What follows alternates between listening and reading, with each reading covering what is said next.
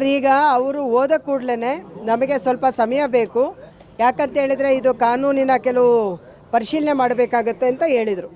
ನಾವು ಹೇಳಿದ್ವಿ ನೀವು ಸಮಯ ತಗೊಳ್ಳಿ, ನಾವು 1200 ದಿನ ಕಾದಿರುವಾಗ ಇನ್ನು 10 ದಿನ ಕಾಯೋದು ನಮಗೇನು ದೊಡ್ಡದಲ್ಲ. ಆದರೆ ನೀವು 1777 ಎಕರೆಯನ್ನು ಬಿಟ್ಟು ಕೊಡುವ ರೀತಿಯ ತೀರ್ಮಾನವನ್ನು ಮಾಡಬೇಕು.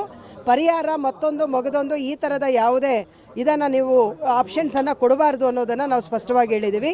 ಆಮೇಲೆ ಇವತ್ತು ಅವರಿಗೆ ಎಂ ಬಿ ಪಾಟೀಲ್ ಅವರು ಮತ್ತು ಸರ್ಕಾರ ಒಂದು ವಾದ ಮಾಡ್ತಿರೋದೇನೆಂದರೆ ಕೈಗಾರಿಕೆಗಳಿಗೆ ಭೂಮಿಯನ್ನು ಕೊಡಲಿಲ್ಲ ಅಂದರೆ ಬಿಟ್ಟು ಹೋಗ್ಬಿಡ್ತವೆ ಅಂತ.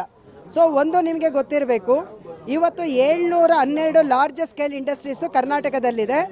ಸುಮಾರು 11,70,000 ಮಧ್ಯಮ ಮತ್ತು ಸಣ್ಣ ಕೈಗಾರಿಕೆಗಳು ಕರ್ನಾಟಕದಲ್ಲಿದೆ. ಶಾಪ್ ಆ್ಯಂಡ್ ಎಸ್ಟಾಬ್ಲಿಷ್ಮೆಂಟ್ ಕಮರ್ಷಿಯಲ್ ಆ್ಯಕ್ಟಲ್ಲಿ ಸುಮಾರು 5 ಲಕ್ಷ ಉದ್ಯಮಗಳು ನೋಂದಾವಣಿಯಾಗಿದ್ದಾವೆ.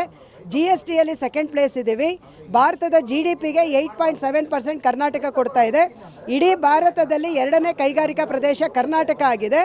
ಇಷ್ಟೆಲ್ಲನೂ ಕೂಡ ಇದ್ರೂ ಕೂಡ ಈ 1700 ಎಕರೆ ಬಿಡಲಿಲ್ಲ ಅಂತ ಹೇಳಿದ್ರೆ ಕೈಗಾರಿಕೆಗಳು ಹೋಗ್ಬಿಡ್ತವೆ ಅಂತ ಹೇಳ್ತಕ್ಕಂಥ ಇವರು ಕೆಲವರು ಮಾತುಗಳಿದಾವಲ್ಲ, ಇದು ಟೋಟಲಿ ಅನ್ಸೈಂಟಿಫಿಕ್. ಸೊ ಹಾಗಾಗಿ ಇದು ಕರೆಕ್ಟ್ ಅಲ್ಲ. ಕೈಗಾರಿಕೆಗಳು ನಮ್ಮನ್ನು ಬಿಟ್ಟು ಎಲ್ಲೂ ಕೂಡ ಹೋಗಲ್ಲ.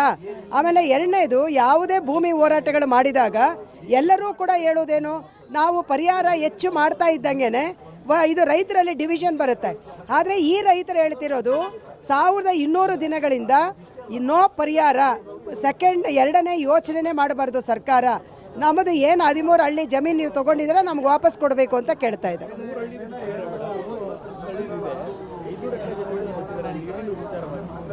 ಸರ್, ಈಗ ಅವರು ಏನು ಅಂತ ಸ್ಪಷ್ಟಪಡಿಸಿಲ್ಲ ನಮಗೆ.